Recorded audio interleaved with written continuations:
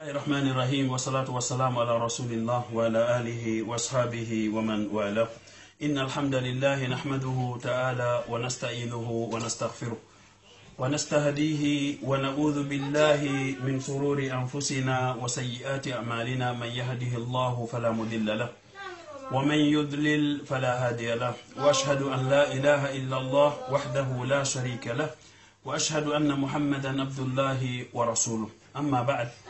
يا أيها الذين آمنوا اتقوا الله حق تقاته ولا تموتن إلا وأنتم مسلمون. يا أيها الناس اتقوا ربكم الذي خلقكم من نفس واحدة وخلق منها زوجها وبث منهما رجالا كثيرا ونساء، واتقوا الله الذي تساءلون به والأرحام إن الله كان عليكم رقيبا. يا أيها الذين آمنوا اتقوا الله وقولوا قولا سديدا يصلح لكم أعمالكم ويغفر لكم ذنوبكم، ومن يطع الله ورسوله فقد فاز فوزا عظيما.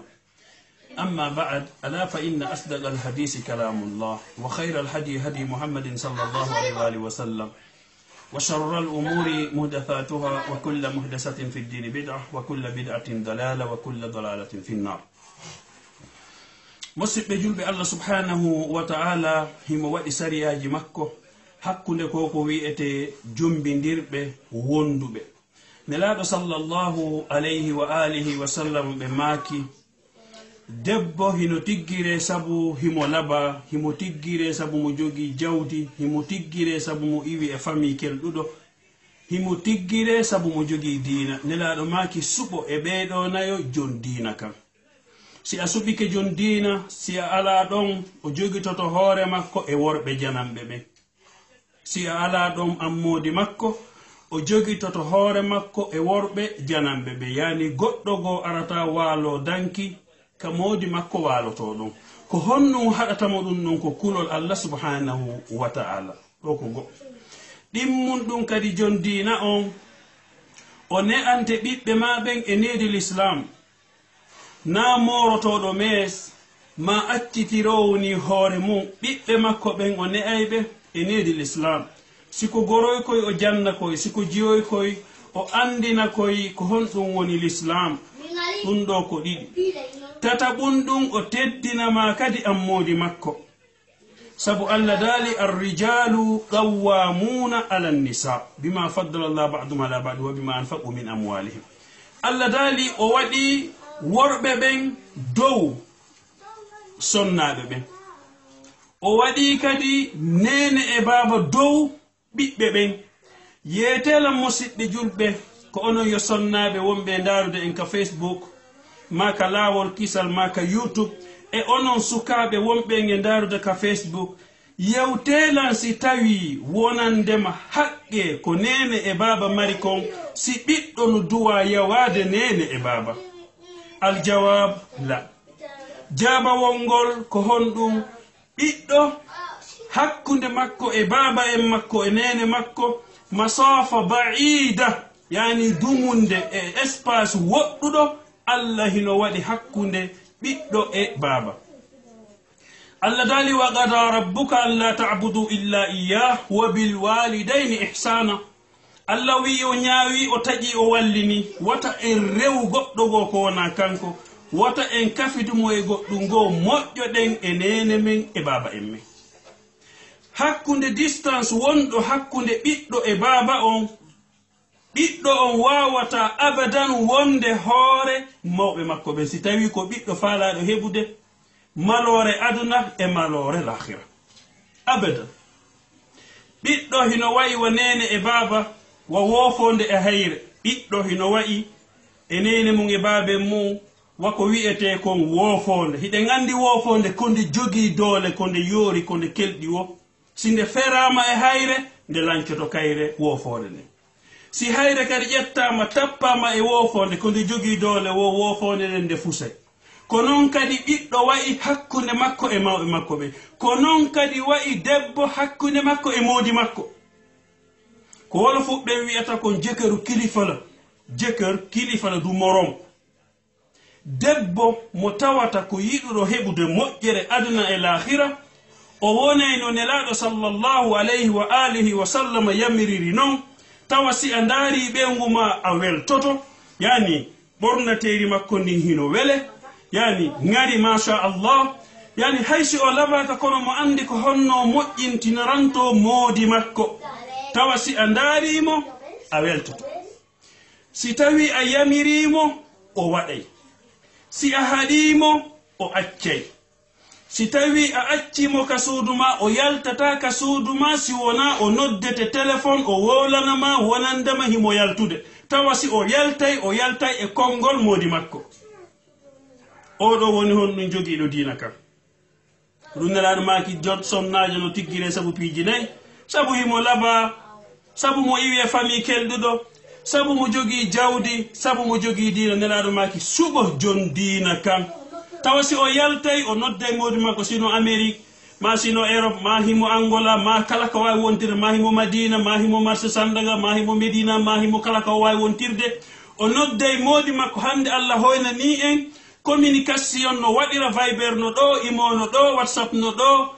messenger no ɗo allah hoyna ni en hande laawol communication o sonnajo tawa waɗay hon ɗum o nodday moodi makko o andina moodi makko haray hilan yaltude si on newnanilan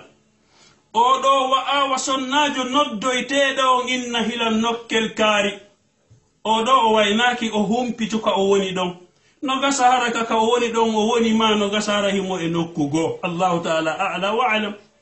sonnajo moƴƴo ka diina l'islam a anditay ko allah daali kon o aya ɗo wona muhammad salih wowlimo wona zayd wala amru wowli oɗo ko allah daali arrijalu qawwamuna ala nnisa bima faddala allahu ba'duhum ala ba'din wa bima anfaqu min amwalihim musidɓe julɓe yeetela kambalndi sino yiidede si goɗɗo no yiidude e ɓeyngu mum billahi aleykum ene on plaisir ɗon ko gorkon tum heɓatamo si yimɓe ɗiɗo no yiidide aden e ɓeyngu mum naade waɗoɓe jinaɓe wonɗen e wolude ko jombindirɓe ɓen ka l'islam ko reconisi yo yiidu e mbaldi ko jombindirɓe ɗiɗo si goɗɗo no yiidude e ɓeyngu mum on plaisir mo o heɓata nde gorko on mani makko on no iwa ara e sonnajo on ma nde kanko sonnajo on kanko kadi mani makko on hino ara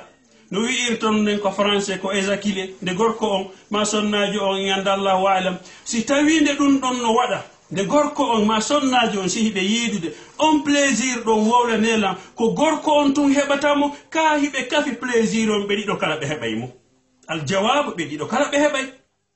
joni ko honɗum waɗi tawde woni debbo on heɓay plaisir gorko on heɓay plaisir ko gorko on landa teŋe ko gorko on landa valise ko gorko on landa yoɓugol joddi suudu ko gorko on landa ñammingol ko gorko on landa ñawdugol ko gorko on landa si tawi walandema o yana yaade yo o wayno ko gorko on dépensata piiji ɗin fof yeetelan si ɓeeɗo ɗiɗo hino fota ka allah subhanahu wa taala allah ko e hikma o waɗiri ko ɗum allah daali arrijalu qawwamuna ala nisa ene o aya ɗo enen e janga moye gollitirta kono noon musidɓe julɓe wata e sikku ellanko e sonnaɓe tum woni de o karamo kojo misra mo ɓe innata ko ishaq al-huwayni hafidahullah duuɓi 50 himo waajade yimɓe ɓen hakkunde kuupulji ɗin sabu si tawi suudu ma ndu moƴƴaali si tawi probléme ɗe jogii probléme de famille an e ɓiɓɓe maɓe ma an e sonnajo ma on na golle ma regilta na jande ma famata na imamu ma hay a imamujo siɗa dari ka mimbar hiɗa andi an e ɓewngu ma hiɗon galdi ka suudu sa hewti jemma ko probléme ko ŋuy e ŋayi siɗa faalamo a heɓata ma ɓiɓɓe maɓen hiɗa andi on welda a darato ka mimbar ɗon a wowlay ɗon ko annduɗa e ko anda an kadi an o wonɗo e yaade golle siɗa andi ka suudu ma ko ŋuy e ŋay tum woni ton bimbi e kikide ko sonko e piiro e ñerme ɗon kadi a golloyay e andata e ko wonɗa kono siɗa andi suudu ma ndun hino ɓutti machallah wallahi a yahay golla hara hiɗa woni tranquille joni noon o aya mo allah daali arrijalu qawwamuna ala nisa sonnajo moƴƴo mo nelaɗo maaki ko o woni moƴƴo on kon wawata wonde moƴƴo na min momi inni kon woni moƴƴo ma namo portojo kefeero mo juulata innata kon woni moƴƴo kon woni moƴƴo on ka allah komo allah wi ko moƴƴo nelaɗo wi ko o moƴƴo wondiɓe nelaɗo ɓen wi'i ko o moƴƴo yoni ko ɓeɗo woni moƴƴuɓe